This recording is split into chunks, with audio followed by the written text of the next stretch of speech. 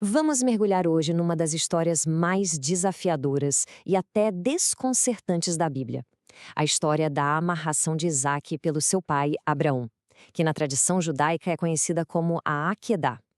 É um texto que, sabe, perturba a gente, mas que ao mesmo tempo revela muito sobre o mundo para o qual ele foi escrito. A história já começa com essa ordem divina, que é chocante, é quase impensável. A exigência é brutal, e a pergunta que ecoa através dos séculos é imediata, é inevitável. Pois é, por séculos essa questão tem tirado o sono de muita gente. Mas a chave para a resposta talvez não esteja na ordem em si, mas sim no mundo em que ela foi dada, sabe? Para entender o propósito, a gente precisa olhar para o contexto cultural daquela época.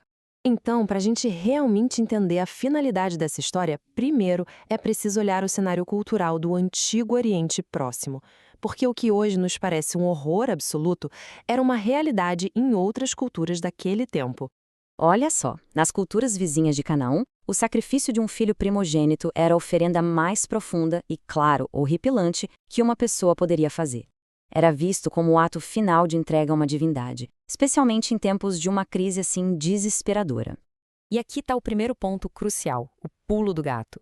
O clímax da história não é uma validação dessa prática, de jeito nenhum.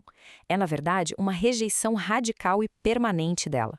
O texto estabelece uma proibição que redefine tudo, sabe? Diferenciando a fé de Abraão de todos os outros cultos ao redor. Agora vamos para a próxima peça desse quebra-cabeça. Porque este não foi um teste qualquer, num lugar aleatório. Foi, na verdade, um evento super formal, deliberado e, olha, carregado de um significado geográfico e até legal. O texto fala de uma jornada de 3 dias, cobrindo mais ou menos 80 quilômetros.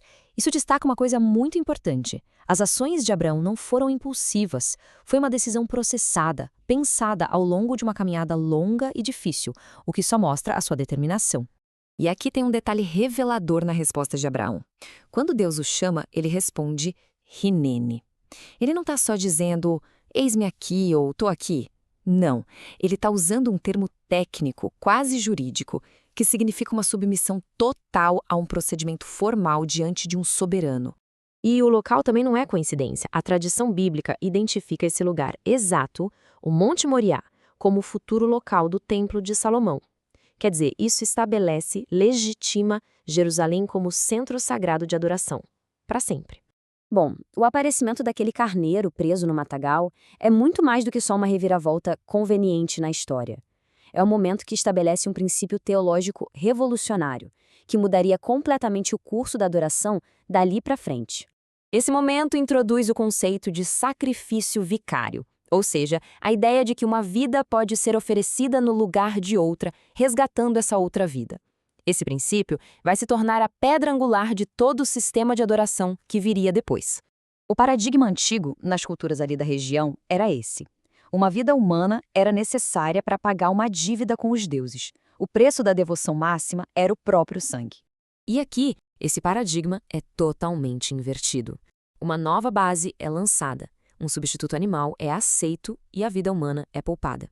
Esse é o fundamento para todo o sistema de sacrifícios que seria estabelecido séculos mais tarde na lei.